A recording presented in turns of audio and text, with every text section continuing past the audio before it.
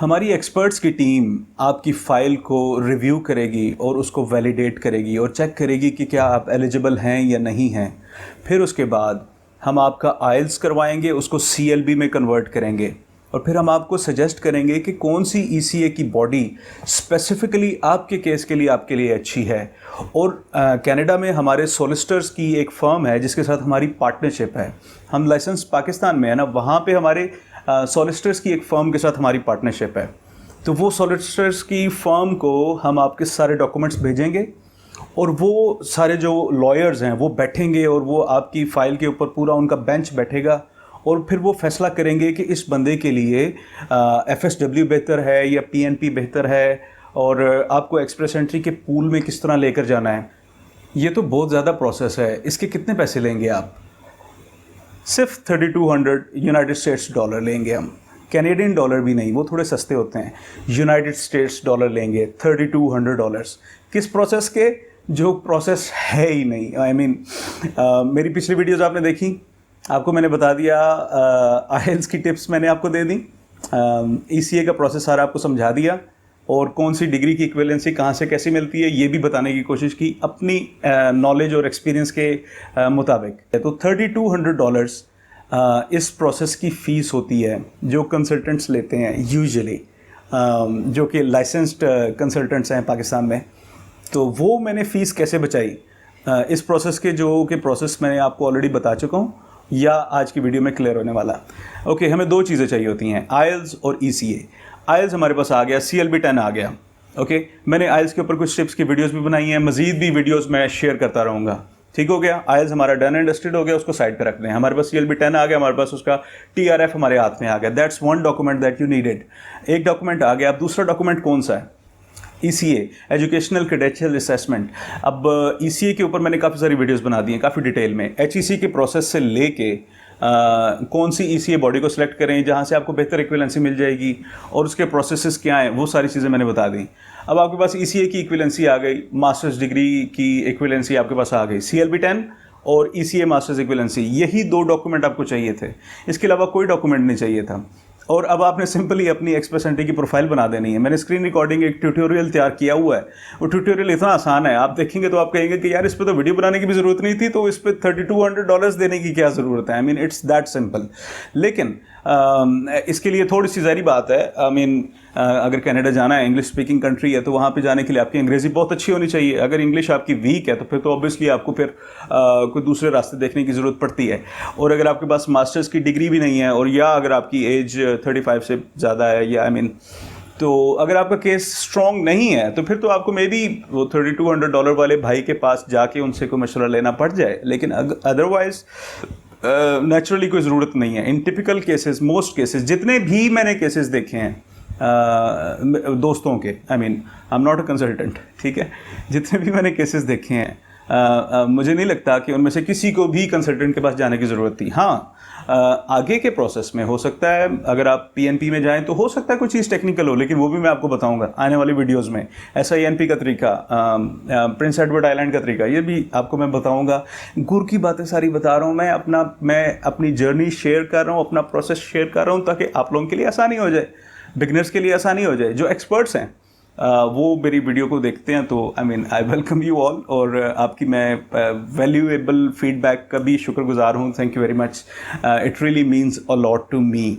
Okay, so मैं वो tutorial वाली वीडियो की तरफ लेके जाता हूँ, एक्सप्रेस एंट्री की प्रोफाइल कैसे बनानी है और $3200 कैसे बचाने हैं अपने। ठीक है, लेट्स स्टार्ट।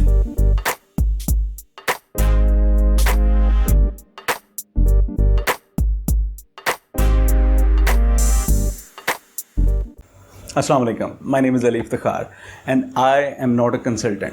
जिस तरह ये SR के इस वीडियो में यहाँ पे बता रहा है, I am not a consultant. ठीक है, मुझे कई लोग मैसेज करते हैं कि भाई आप कंसल्टेशन कब शुरू कर रहे हैं। मैं नहीं, कभी भी नहीं शुरू कर रहा। मैं सिर्फ और सिर्फ ये यूट्यूब का चैनल बनाया है, इस पे मुझे लाइक्स चाहिए, सब्सक्राइब्स चाहिए, इस पे मुझे वॉच आवर्स चाहिए, लेकिन कंसल्टेंसी की तरफ मैं कभी भी नहीं जाने वाला। और ना ही कोई मैं ये जो मुफ्त मशवरे में देता हूँ इसके लिए मैं कभी चार्ज भी नहीं करूँगा। That's a promise.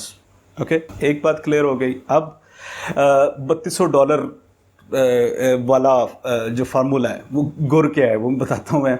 ईसी आपके पास आ गया है, आइल्स आपके पास आ गया। अब आपने एक्सप्रेस एंट्री की प्रोफाइल बनानी है। ट्यूटोरियल की तरफ आपको मैं लेके जाता हूँ। कैमरे को मैं अपने ऊपर से हटाता हूँ और ट्यूटोरियल की तरफ लेके जाता हूँ ताकि आप आसानी से उस चीज़ को समझ लें और फिर आखिर में दो बातें इकट्ठी कर लेंगे। एक चीज़ में थोड़ी सी मैं एक्सप्लेन करना चाहता हूँ, NOC code, non national occupational classification code.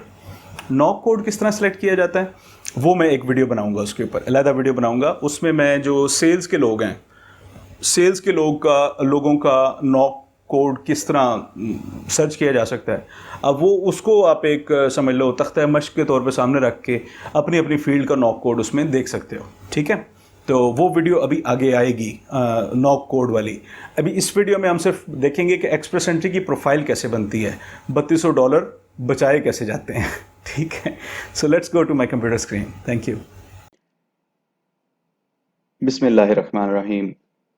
Google के ऊपर मैं अपना कीवर्ड डालने लगा हूँ, कनाडा एक्सप्रेस एंट्री। इसके जवाब में गूगल डिफरेंट वेबसाइट्स खोलेगा। अगर आपके सामने कैनेडियन की वेबसाइट आ जाए तो वो ऑफिशियल वेबसाइट नहीं है। .ca canada.ca ये गवर्नमेंट ऑफ कनाडा की ऑफिशियल वेबसाइट है और इस पे हम क्लिक करेंगे तो फिर जो अगला पेज ओपन होगा वो उनकी ऑफिशियल वेबसाइट का होम पेज होगा। अब यहाँ पे मोस्ट रिक्वेस्टेड वाला ये सेक्शन आ रहा है, यहाँ क्रिएट एन अकाउंट और साइन इन। ये पेज जो है एक्सप्रेस एंट्री प्रोफाइल बनाने के बाद अगले चंद माह आपने बार बार इस पेज को विजिट करना होगा, इसको बुक मार्क कर लीजिएगा। Alright, sign in with your GC key. GC key क्या होती है, इसकी कोई एब्रीवेशन मुझे नहीं मिली। जीसी से मतलब गवर्नमेंट ऑफ कनाडा हो सकता है। ऑलराइट, तो साइन इन विद जीसी की पे हम क्लिक करेंगे। um, ये क्लिक कर दिया। सो ये फर्स्ट हैंड एक्सपीरियंस है तो इसमें थोड़ा सा टाइम मैं ज़्यादा लूँगा, तो फर्स्ट हैंड एक्सपीरियंस है। आई hope you know what it means. अगर आपके पास आईडी और पासवर्ड है तो फिर आप यहाँ से साइन इन करेंगे, लेकिन चूंकि हम पहली दफ़ा एक्सप्रेस एंट्री की प्रोफाइल बना रहे हैं सो हम इसको साइन अप पे क्लिक करेंगे। इट्स जस्ट लाइक आप जहाँ पे बनाते हैं ना याहू की आईडी, फेसबुक की आईडी, उस तरह की साइन अप का प्रोसेस है। टर्म्स को एक्सेप्ट करना पड़ेगा, पढ़ लीजिएगा, अच्छा होता है। यूजर नेम क्रिएट करना है। ऑलराइट, सो मैं यहाँ पे यूजर नेम लिखने लगा हूँ, लेकिन थोड़ा सा मैंने उसको हाइड कर दिया। थोड़ी सी प्राइवेसी तो दोगे ना मुझे। राइट, कंटिन्यू पे क्लिक किया। अब यहाँ पे हमने अपना पासवर्ड डाल देना है। जैसे मैंने कहा जीमेल की आईडी बनाते हुए, एमएसएन की आईडी बनाते हुए, यही प्रोसेस आपने सैकड़ों दफा किया होगा। सो अभी तक वो सिंपल वाला प्रोसेस है। राइट, कंटिन्यू पे क्लिक कर दिया। अब यहाँ पे सिक्योरिटी क्वेश्चंस या रिकवरी क्वेश्चंस हमने बनाने हैं। ठीक है, तो इसको मैं थोड़ा सा स्क्रॉल डाउन करता हूँ। यहाँ पे आपने अपने सिक्योरिटी क्वेश्चंस और अपने आंसर्स सिलेक्ट कर लेने हैं। ठीक है, तो वो मैंने हाइड कर दिया, उनको मैंने यहाँ पे किया नहीं है। अब मेरी जीसी की का साइन अप कंप्लीट हो गया। कंटिन्यू पे क्लिक करेंगे और ये अगला पेज ओपन हो जाएगा। इंग्लिश को सिलेक्ट करेंगे क्योंकि हमें फ्रांसीसी जुबान नहीं आती। राइट, सो ये वो पेज खुल गया जो बार बार हमें खोलना है अगले चंद महीने के लिए। साइन इन पे क्लिक किया, again sign in with GC की।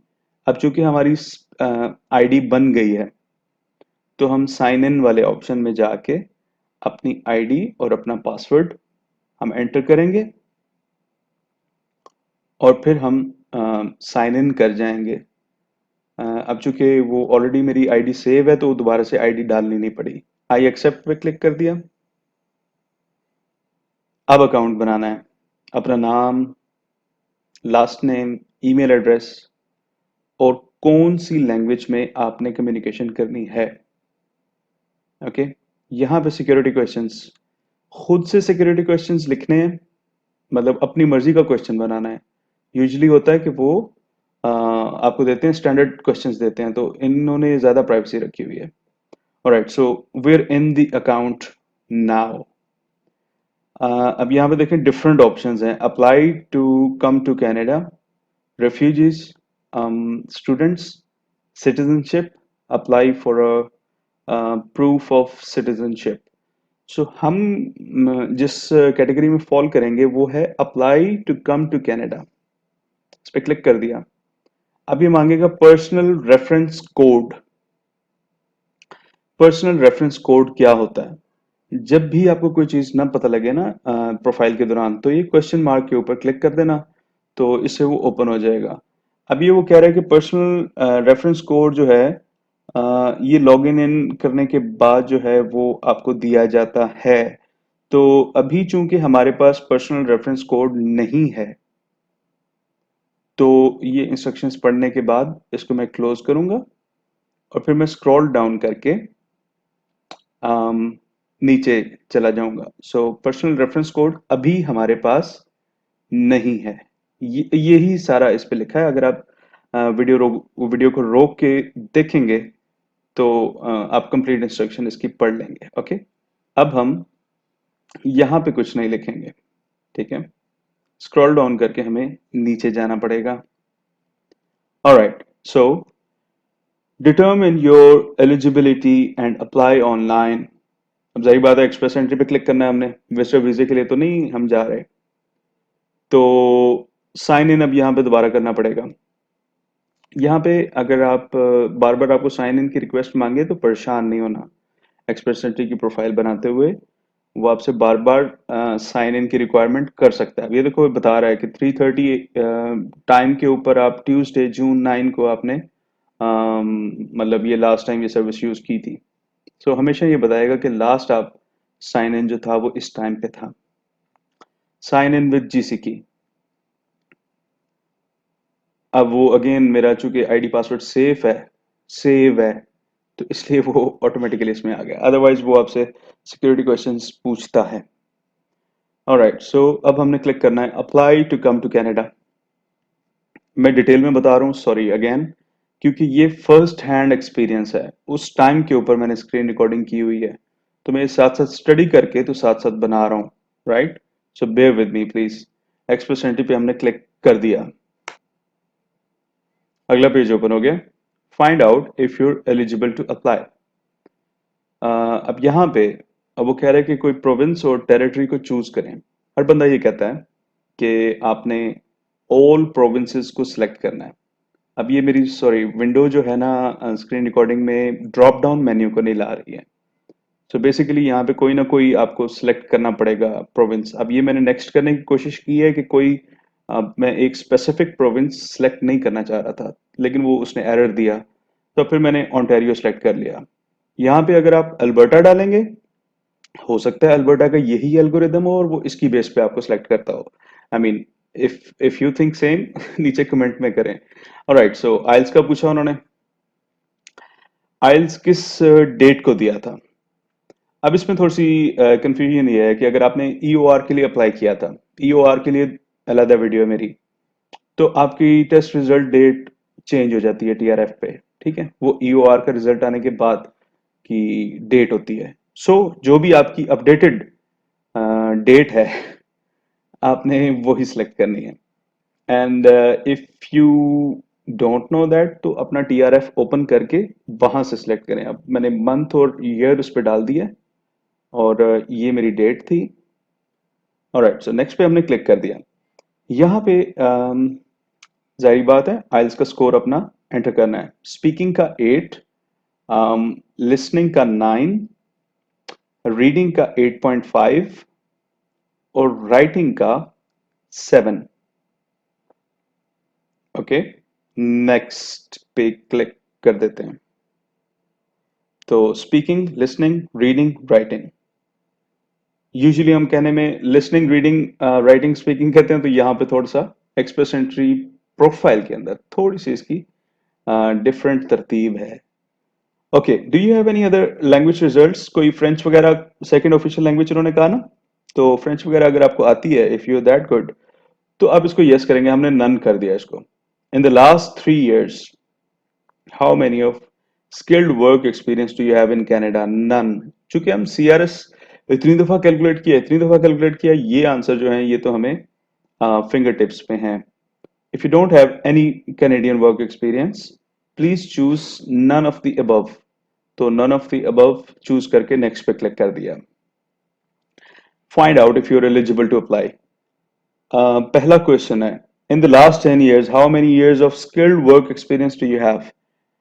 It must have been continuous, paid, full time और in equal amount in part time. सो अच्छा, यहाँ पे एक ड्रॉप डाउन मेन्यू में आपको सॉरी नजर नहीं आया। सीआरएस पॉइंट्स कैलकुलेटर में हमेशा 3 साल और मोर, 3 years और मोर लिखा होता है। यहाँ पे उन्होंने 6 years और मोर का ऑप्शन दिया है। So bear that in your mind. Okay, if you're not sure of the knock for your job, you can find it on find your knock page.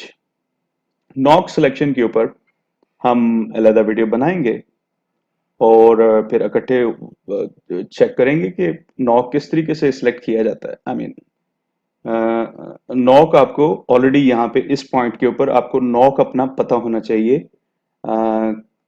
किस नॉक कोड के ऊपर आपकी जॉब डिपेंड करती है। Okay, glossary में हम गए, जहां पे भी आपको कुछ चीज कोई टर्म समझ ना आया, मैंने स्किल्ड वर्क एक्सपीरियंस के ऊपर क्लिक किया, उसकी ग्लॉसरी मैंने पढ़ी कि स्किल्ड वर्क एक्सपीरियंस से मुझे ये लग रहा था कि कहीं ये चूंकि सेल्स की जॉब जो है वो स्किल्ड में हम नहीं गिनते, राइट, लेकिन उधर लिखा हुआ था कि मैनेजरल जॉब्स इसके अंदर शामिल हैं। तो इस बेस के ऊपर मैंने 6 और मोर यहाँ पे लिख दिया है। ओके, अब मैनेजरल जॉब्स तो वो हो गई, अब वो नीचे कह रहा है इन द लास्ट 5 years क्या आपके पास इन स्किल ट्रेड्स में एक्सपीरियंस है जो 72 से स्टार्ट होती हैं, 72, 73, 82, 92 और 632 और 633। ठीक है, सो ये स्किल ट्रेड्स से हमारा कोई लिंक नहीं है। इसको हमने नन कर दिया। अब हम जाएंगे नेक्स्ट के ऊपर क्लिक कर देंगे। How much money in Canadian dollars will you bring to Canada? अब बेसिकली ये वो पीओएफ की बात हो रही है, प्रूफ ऑफ फंड्स की। तो प्रूफ ऑफ फंड्स क्या होता है, आई मीन कितना होना चाहिए, सॉरी कितना होना चाहिए, उसके लिए मैं अभी आपको गूगल पे ले जाऊंगा। लेकिन उससे पहले यहाँ पे देखें, उन्होंने आपकी करेंसी को कैनेडियन डॉलर में कन्वर्ट करने का भी ऑप्शन दिया हुआ है, राइट। तो लेट्स से आपके पास 10 लाख रुपए हैं, तो वो आप यहाँ पे क्लिक करके कैनेडियन डॉलर्स में उसको कन्वर्ट भी कर सकते हैं। ठीक है। तो ये ध्यान में रखना है आपने कि फैमिली साइज के ऊपर डिपेंड करता है। अब मैं यहाँ पे सर्च करने लगा हूँ कि क्या रिक्वायरमेंट है फैमिली साइज के हिसाब से इमिग्रेशन के फंड्स की। तो उसके लिए मैं ये कीवर्ड डाला है, ये सामने ओपन हो गया। ठीक है, एक बंदा, दो बंदे, तीन बंदे, चार बंदे, चार बंदे हैं तो $24,100, 24,083 ये अभी इम्प्लीमेंटेड है। मे बी नेक्स्ट ईयर ये चेंज हो। तो अगर आप वीडियो 2020 में देख रहे हैं, so this is valid for 2020, maybe for 2021 it will be different। Family members नीचे मेंशन करने हैं। अब आगे वो लोग जो लीमिया के पीछे पागल हैं, लीमिया जिनको मिला है नहीं मिला, नो पे क्लिक हमने कर दिया क्योंकि लीमिया सिक्योर ही नहीं है। Date of birth, date of birth डाल दी यहाँ पे। ईयर जो है वो मैं लिख रहा हूँ, फिर उसके बाद मंथ लिखूंगा। ये मैंने ईयर सेलेक्ट किया। अब ड्रॉप डाउन मेन्यू की वजह से ना वो यहाँ पे सॉरी शो नहीं हो रहा ना, तो शायद मैं अपनी एज थोड़ी सी मतलब अपना डेट शायद मैं छुपाऊं। ये मैंने छुपा दी क्योंकि थोड़ी सी प्राइवेसी होनी चाहिए भाई। देखो मैं अपना सारा प्रोसेस आपके साथ शेयर करूं, इससे I mean maybe I should not be even doing it. तो ये जो ईसीए का इन्होंने पूछा, अब ईसीए मास्टर्स मैंने लिख दिया उधर। Find out if you are eligible to apply, check all that apply, I have studied full time in Canada. ये चीजें जो जिस अगर आप पे अप्लाई करती हैं तो उनको आपने टिक कर देना है। सो मनी पॉइंट इसमें ये है, I have a relative in Canada who is 18 years old. अब इस रिलेटिव के अंदर कौन कौन आता है? पेरेंट आपका आता है इसमें, आपका इसमें चाइल्ड अगर कोई है Canadian citizen, grand parent, grand child, sibling बहन भाई, सिबलिंग का मतलब बहन भाई, आंट और अंकल, मतलब आंटी और अंकल है यार तो उसके ऊपर भी पॉइंट शायद मिलेंगे।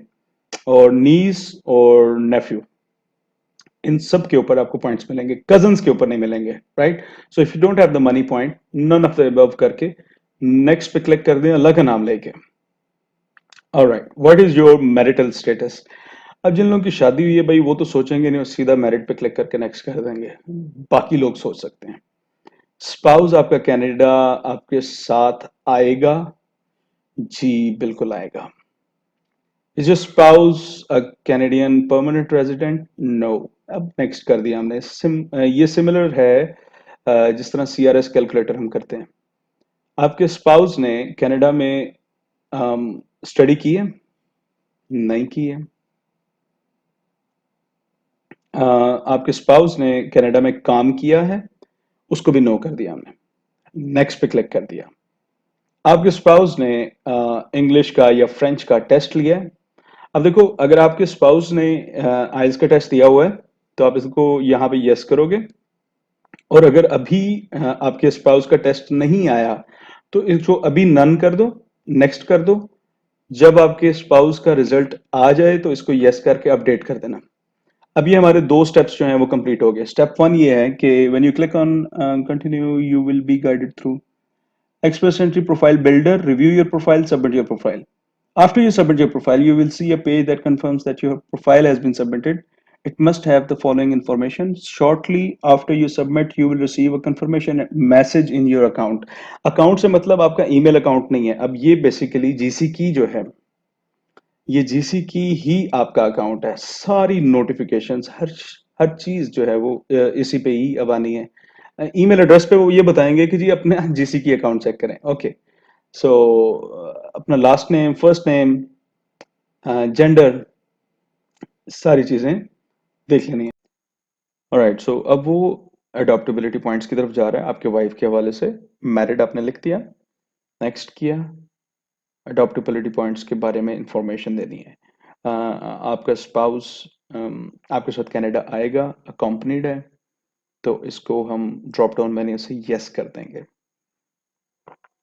अब नेक्स्ट पे क्लिक कर देंगे।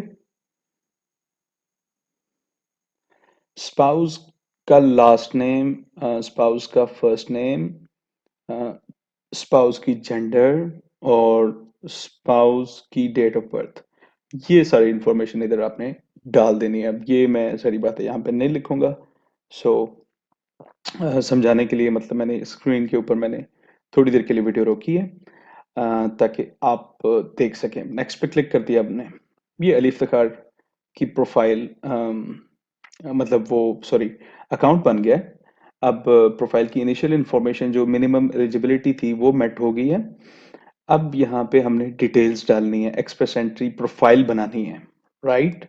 तो अभी तक हमने चेक योर एलिजिबिलिटी वाला काम कर लिया। एलिजिबिलिटी उन्होंने ओके करके प्रोफाइल के अंदर हमें आने की इजाज़त दे दी, राइट?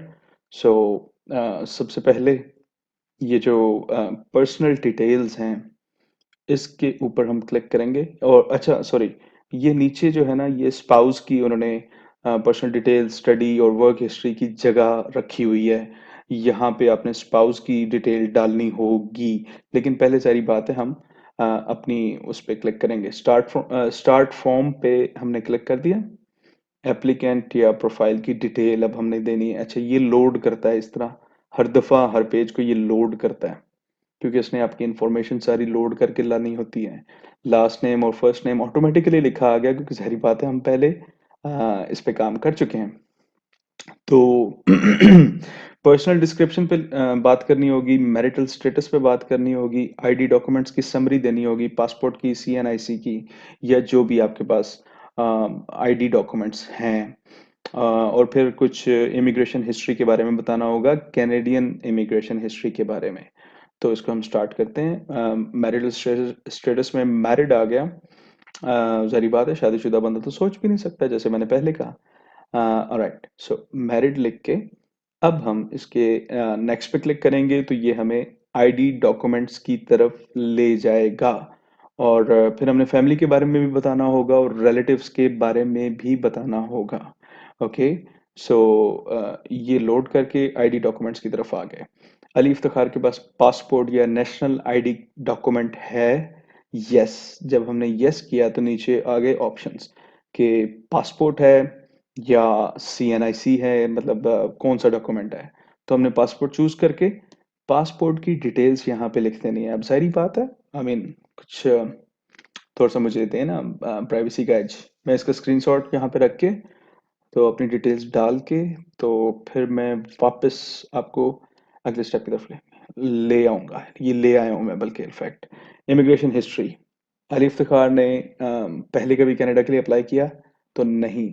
अगर आपकी एक्सप्रेस एंट्री प्रोफाइल थी 1 साल बाद एक्सपायर हो गया, अब आप दोबारा बना रहे हैं, तो वो बेसिकली वीज़ा एप्लीकेशन नहीं है। ये सिंपली एक पूल के अंदर आने की एप्लीकेशन है। सो नो ही करना है। Country of residence, country of citizenship, तो अगर आपके पास 2 सिटीजनशिप्स थी तो वहां पे आपने 2 कंट्रीज लिखनी है। सॉरी, वो अगली स्क्रीन आ गई। अब फैमिली की डिटेल, फैमिली मेंबर्स 4 हैं।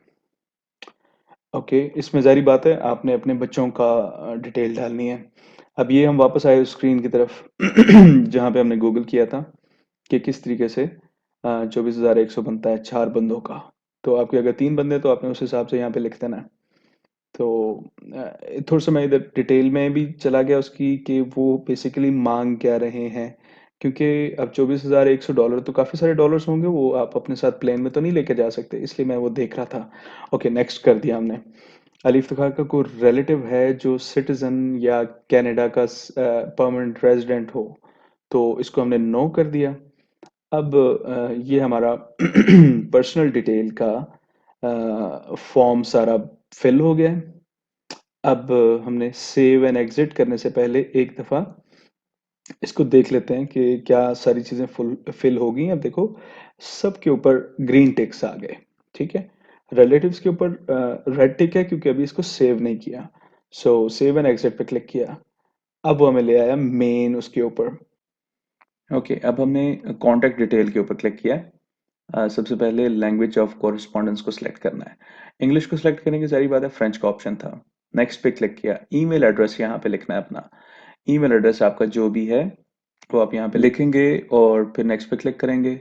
अब एजुकेशन हिस्ट्री वाला प्रोफाइल का पोर्शन ओपन हो गया। एक्सप्रेस एंट्री की प्रोफाइल भी उसी तरह ही है तकरीबन जिस तरह आपने सेस की या वेस की प्रोफाइल बनाई होगी। यहाँ पे भी एजुकेशन हिस्ट्री उसी तरीके से डालनी है। So has Ali Iftikhar finished high school, तो उसको यस करेंगे तो आगे वो फील्ड ऑफ स्टडी आपसे मांगेगा। तो फील्ड ऑफ स्टडी थोड़ी सी ट्रिकी है। यहाँ पे 2 ऑप्शन आ रहे हैं, एक कॉमर्स बिजनेस और एक जो है वो बिजनेस और बाकी फील्ड्स का है। तो अब एमबीए जो है वो कॉमर्स बिजनेस में भी आता है और बिजनेस से रिलेटेड बाकी फील्ड्स में भी आता है। तो हम बिजनेस से रिलेटेड बाकी फील्ड्स यहाँ पे सेलेक्ट करेंगे एमबीए के लिए। इस पे मैंने क्लिक किया तो थोड़ा सा वो डिले कर रहा है, ठीक है। तो आपके पास वो ड्रॉप डाउन मैंने सॉरी शो नहीं हो रहा, ये अब आ गया business management marketing and related support services. तो एमबीए के लिए हमने ये सिलेक्ट कर लिया। अब जो डेट्स हैं, डेट्स आपने वही लिखनी है जो एचईसी के पोर्टल पे लिखी थी, या जो एचईसी के सॉरी सेस के या वेस के पोर्टल के ऊपर जो आपने डेट्स लिखी थी वही आपने डेट्स यहाँ पे लिखनी है। आपने अपना साल सिलेक्ट करना है, कहाँ से शुरू किया था उस डिग्री को। सिंस व्हाट ईयर का मतलब ये है कि शुरू कौन से साल से किया था, ठीक है। अब वो डेट्स देखने के लिए मैं अपनी सेस की एप्लीकेशन ओपन कर लेता हूँ, क्योंकि सेस की एप्लीकेशन के ऊपर तमाम डेट्स मेरी लिखी होंगी दोनों डिग्रीज की, क्योंकि मैंने दोनों के ईसीए के लिए अप्लाई किया था, ठीक है। So this is how I open my cess application again and again. तो ये डिटेल्स पे क्लिक कर देंगे यहाँ से। पेज ओपन हो जाएगा, फिर उसमें एजुकेशन हिस्ट्री के अंदर हम आगे। ओके, सो ये डिग्रीज की सारी डिटेल्स ऑलरेडी चूंकि हमने लिखी हुई हैं तो अब दोबारा से अपनी डिग्रियों को खोल के उधर से देखने की ज़रूरत नहीं है। सेस की प्रोफाइल से अपनी डिग्रीज की डेट्स को, एंड डेट, स्टार्ट डेट, वो सारी चीज़ें आप उधर से देख के उसको अपनी एक्सप्रेस एंट्री की प्रोफाइल पर डाल देते हैं आप। ये मैंने मास्टर्स की डिग्री की सारी डिटेल डाल दी। अब इसमें एक सवाल जो मेरे जहन में आया, मेरे बी कॉम को उन्होंने कहा कि ये एसोसिएट डिग्री है। अब एसोसिएट डिग्री का वहां पे कोई ऑप्शन नहीं है, जो एक्सप्रेस एंट्री की प्रोफाइल का ड्रॉप डाउन मेन्यू है, उसमें एसोसिएट डिग्री का कोई ऑप्शन नहीं है। तो एसोसिएट डिग्री मतलब सॉरी अपना ईसीए को रीड करने का एक तरीका उन्होंने एक टूल दिया हुआ है, वो ये टूल है व्हाट योर रिपोर्ट मीन्स, वो इस तरीके से आप ओपन करते हैं। तो यहाँ पे एक्सप्रेस एंट्री सिलेक्ट करना है, पॉइंट सिस्टम मतलब सिलेक्ट करना है, express entry comprehensive ranking system. अब यहाँ पे एसोसिएट डिग्री ये तीसरे नंबर के ऊपर आ रही है, 91 पॉइंट्स अवॉर्ड कर रही है। और इसके आगे लिखा हुआ है 2 इयर्स डिग्री। तो अब वो एक्सप्रेस एंट्री की प्रोफाइल पे एसोसिएट डिग्री नहीं लिखा हुआ, वहाँ पे 2 year degree at a college और यूनिवर्सिटी वो लिखा हुआ है। सो हमने फिर 2 ईयर को सिलेक्ट करना है।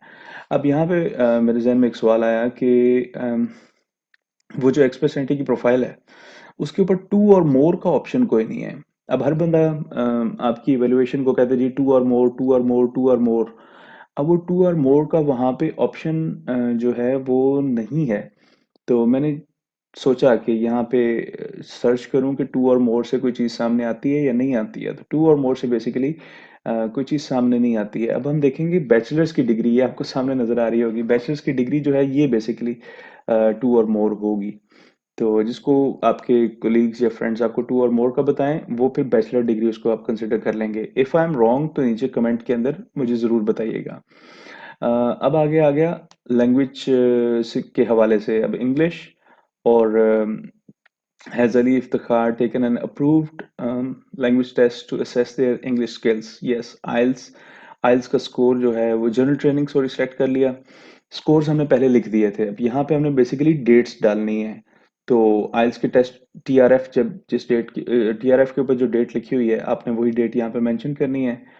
और मतलब टेस्ट डेट की अलग डेट है और रिजल्ट की अलग डेट है, सारी बात है। ओके। सो वो अगेन वो सवाल मेरे जहन में आया कि ईओआर के बाद वाला रिजल्ट की डेट लेनी है या ईओआर से पहले वाली रिजल्ट की डेट लेनी है। ईओआर उसकी वीडियो दोबारा बनेगी। सो खैर सेव एंड एग्जिट हमने इसको कर दिया। अब इस प्रोफाइल में ऊपर वाली 3-4 चीजें कंप्लीट होगी, ग्रीन टिक हो गई। अब हम आएंगे एप्लीकेशन की तरफ। एप्लीकेशन का जो उसमें ऑप्शन है उसमें उन्होंने कहा कि कौन सा प्रोविंस या टेरिटरी। अब यहाँ पे वो कह रहे हैं ऑल प्रोविंस और टेरिटरीज को चूज करने का ऑप्शन दे रहे हैं। जो और बंदा कहता है ना ऑल प्रोविंसेस को सिलेक्ट करना, क्योंकि कोई पता नहीं कौन से प्रोविंस से आपको एनओआई आ जाए। तो यहाँ पे थोड़ा सा वो डिक्लेरेशन मांग रहे हैं कि ब्रिटिश कोलंबिया को हम आपकी डिटेल्स दे सकते हैं। तो व्हाई नॉट भाई, दो उनको डिटेल जिसको मर्जी दो। आई मीन कोई भी प्रोविंस हो उसको आप हमारी डिटेल दें, बिल्कुल दें। सो ब्रिटिश कोलंबिया को हमने यस कर दिया। अब वो ओंटारियो का पूछ रहे हैं। अब ओंटारियो भी आपको एक्सप्रेस एंट्री से उठाता है। ओके। सो एक्सप्रेस एंट्री से उन्हें उठाने के लिए आपकी डिक्लेरेशन चाहिए कि जी ओंटारियो को हम आपकी आपकी डिटेल्स दे सकते हैं या नहीं दे सकते। नेक्स्ट कर दिया। अब हमने अब ये पूछ रहे हैं पीएनपी आपको मिला हुआ है, किसी भी प्रोविंस या टेरिटरी से नॉमिनेशन सर्टिफिकेट मिला हुआ है, एनओआई या बेसिकली पीएनपी का पूछ रहे हैं, एनओआई का नहीं। ओके। सो एप्लीकेंट प्रोफाइल डिटेल्स। अब ये उसके बाद रिप्रेजेंटेटिव का अलहदा ऑप्शन है। रिप्रेजेंटेटिव का मतलब ये है कि अगर आपने कोई लॉयर या कोई लाइसेंस्ड काउंसलर कोई हायर किया हुआ है कंसल्टेंट, तो फिर उसको आप यस करेंगे। मैंने उसे नो किया है। ओके। सारी चीज़ें कंप्लीट करने के बाद अब आखिरी पॉइंट है वर्क हिस्ट्री। वर्क हिस्ट्री पे क्लिक हमने कर दिया। अब ये आ गया हमारे सामने पेज। ऑक्यूपेशन की डिटेल इसमें डालनी है। अब आपका जो 4 डिजिट नॉक कोड है, नेशनल ऑक्यूपेशन क्लासिफिकेशन, वो नॉक कोड आपको पता होना चाहिए। उसको रिसर्च करने के लिए ट्रस्ट में मैंने तकरीबन 10 घंटे इनकी नॉक की वेबसाइट्स पे लगाए और कोई 20-25 नॉक मैंने लिखे जो मेरे जॉब से रिलेटेड थे। फिर उनकी मैंने जॉब डिस्क्रिप्शंस देखी और फिर जाके मैंने अपना नॉक सेलेक्ट किया। सो 10 घंटे की रिसर्च। सो आई मीन आपको भी रिसर्च करनी चाहिए इस मौजू पे। नॉक सिलेक्शन काफ़ी क्रिटिकल होती है। अगर आपने गलत नॉक सेलेक्ट कर लिया तो फिर प्रॉब्लम बन जाती है। अच्छा। अब date Ali Iftikhar first became qualified to practise this occupation. अब चूंकि आपकी एजुकेशन के बाद ही आप सारी बात है एलिजिबल होते हैं उस नॉक में काम करने के। तो जिस दिन आपकी एजुकेशन कंप्लीट हुई हो आपने वो डेट डाल देनी है यहाँ पे। आपके पास कोई certificate of qualification from a Canadian province है, नहीं है, कोई लाइसेंस या रेगुलेटरी आपके पास कोई डॉक्यूमेंट नहीं है तो नो कर देना है। जॉब ऑफर, लीमिया वाले भाई, लीमिया वाले भाइयों ने यहाँ पे जारी बात है यस करना होगा, लेकिन आई डोंट रिकमेंड दैट, और नो करना है इसको। वर्क हिस्ट्री, अब क्या ये कनाडा में वर्क हिस्ट्री मांग रहे हैं या ओवरऑल वर्क हिस्ट्री मांग रहे हैं, इसको हमने देखना है। Ali Iftikhar's current previous jobs for eligibility for express entry, use them to calculate Ali Iftikhar's score. Check the list at the bottom of the form first to see information you have already saved. Alright, so यहाँ पे work history yes करना है इसको। Drop down menu को अभी मैं पढ़ रहा हूँ, आपके सामने वो ड्रॉप डाउन मेन्यू नहीं आ रहा, तो खैर बाकी चीज़ें हमारी सारी कंप्लीट हैं। अब हम सेकंड लास्ट पोर्शन पे हैं, वर्क हिस्ट्री के हवाले से या ऑक्यूपेशन के हवाले से। सो लेट्स सी कि कौन सा ऑप्शन, यस यस हमने कर दिया। सॉरी, मैं वॉइस ओवर बाद में कर रहा हूँ, स्क्रीन रिकॉर्ड मैंने पहले किया था, सो इसलिए थोड़ा सा सॉरी। ओके, लोडिंग हो रही। सिंस व्हाट ईयर, अब वो जो ऊपर आपने साल लिखा था ना कि यहाँ से मैं एलिजिबल हूँ, तो अब ये उससे पहले वाला अगर होगा टाइम, तो फिर इस पे वो इशू क्रिएट करेंगे। ओके, सो ये छोटी चीज़ें हैं जिनको आपने देखना है। आपने अपना साल लिख दिया उधर, और this is my current job पे सिलेक्ट कर दिया अगर आप ऑलरेडी उधर जॉब कर रहे हैं। और अगर नहीं कर रहे तो नो करेंगे, तो फिर वो एंडिंग टाइम भी आपसे पूछेगा। Okay, hours per week select कर लिए 45 एवरेज। सो ये आपके रेफरेंस लेटर के ऊपर भी होने चाहिए 45। अगर आपने यहाँ 45 लिखे तो वहाँ भी 45 होने चाहिए। नॉक कोड अगेन लिखा, जॉब टाइटल लिखा, अब फिर आगे ऑर्गेनाइजेशन डिटेल्स वो मैंने स्किप कर दी हैं। रिसर्च का आखिरी एक उन्होंने ऑप्शन दिया है। यहाँ पे आंसर्स अगर आप इसको यस करेंगे तो वो उन्होंने लिखा हुआ है कि आईआरसीसी आपके वीज़ा एप्लीकेशन में इस इंफॉर्मेशन को यूज़ नहीं करेगा, वो वैसे ही रिसर्च के लिए आपसे पूछ रहे हैं। Have you looked for a job in Canada in your primary occupation, अगर आपने अपनी जॉब के बारे में कनाडा में रिसर्च की है तो आपको यस कर देना चाहिए।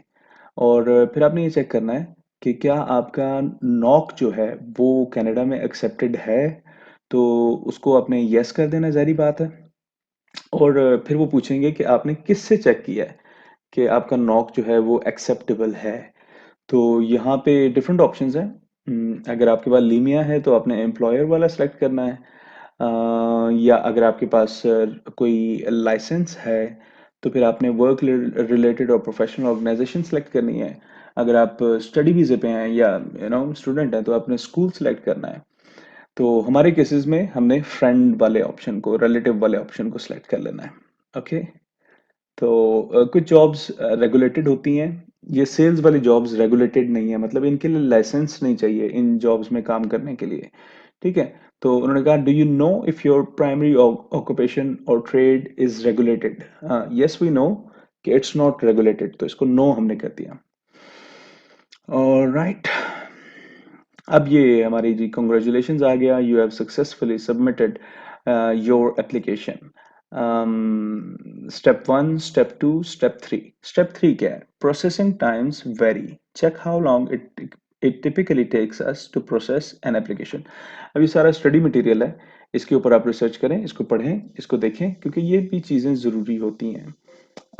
स्टेप 4 में वो कह रहे हैं जी please take a few moments to, ये बेसिकली आपसे रेट योर एक्सपीरियंस वाली बात कर रहे हैं, फीडबैक दें इनको कि इनका पोर्टल कैसा था और इनकी सारी चीज़ें कैसी थी। सो ये यहाँ पे हमारा एक्सप्रेस एंट्री की प्रोफाइल बन गई, आपके $3200 बच गए।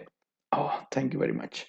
तो आपने देखा, अब आप में से कई लोग कहेंगे कि यार इतनी लंबी वीडियो, इतनी आई मीन इतनी लंबी वीडियो, एक एक स्टेप के ऊपर इतनी इतनी देर बाद, आई मीन ये कोई मुश्किल चीज़ है जो ये अली बैठा बता रहा है।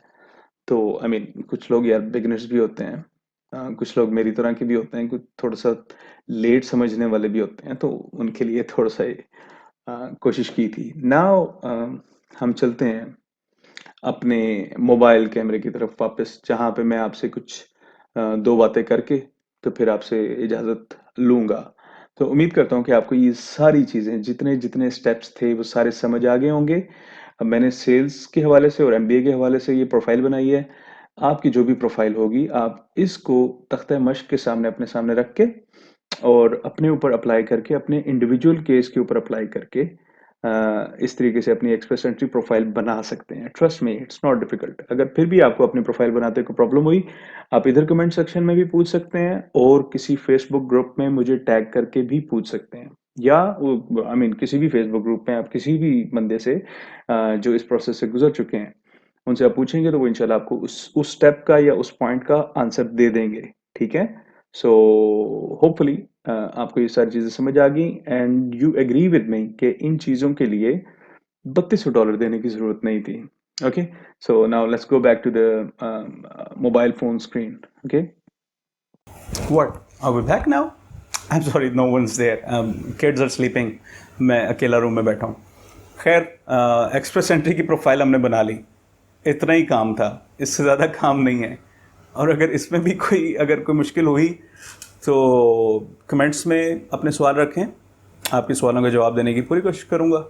और एक्सप्रेस एंट्री की प्रोफाइल बनाने की स्टेज पे अगर आप अभी नहीं आए और आप अभी ECA अपना गुजार रहे हैं या आप अपने IELTS की तैयारी कर रहे हैं, और तो फिर भी ये वीडियो देखें ताकि आपने फ्यूचर में जब एक्सप्रेस एंट्री की प्रोफाइल बनानी है तो आपको पता हो कि किस तरह बनती है। एक पॉइंट, जब आपने प्रोफाइल बनानी शुरू कर दी तो 60 डेज़ की एक टाइम फ्रेम है। उस टाइम फ्रेम के अंदर आपने अपनी सारी प्रोफाइल को कंप्लीट कर लेना है। लेट्स से अगर आपका ECA अभी पेंडिंग है और आप एक्सप्रेस एंट्री की प्रोफाइल बनाने की तरफ चले गए तो उसमें गलत कोड तो कभी डालना ही नहीं है।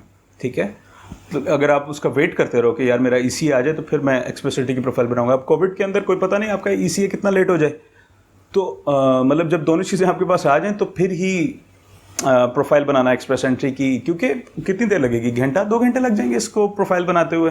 तो ये वीडियो अभी देख लें, बाद में फिर एक्सप्रेस एंट्री की प्रोफाइल बना लीजिएगा। सिंपल है, प्लीज़। और अगर कोई चीज़ वीडियो के अंदर तेज़ी से गुजर गई तो उसको ज़रा पॉज करके देख लीजिएगा। I hope you like the video, I hope you like the support that I am providing to the beginners. और ये जो मैं इस चैनल के ज़रिए एक एफर्ट कर रहा हूँ कुछ लोगों की हेल्प करने की, जो लोग इस प्रोसेस से गुजर रहे हैं और जिनको गाइडेंस चाहिए, तो trust me, I was in your place, I am still in your place. I mean मुझे भी गाइडेंस चाहिए, हर बंदे को गाइडेंस चाहिए होती है। सो हम लोग बहुत सारे बंदों को ढूंढते रहते हैं गाइडेंस के लिए। सो यूट्यूब चैनल ये वाला बनाने का मकसद यही था कि वो चंद लोग जो ढूंढ रहे हैं कि कोई उनको गाइडेंस मिले, तो वो इस चैनल से उम्मीद करता हूँ कि उनको मिलती होगी गाइडेंस। ठीक है, तो आई होप कि आपने ऑलरेडी चैनल को सब्सक्राइब कर दिया, अगर नहीं किया तो ठीक है। Thank you very much. This is Ali Iftikhar and I am signing off.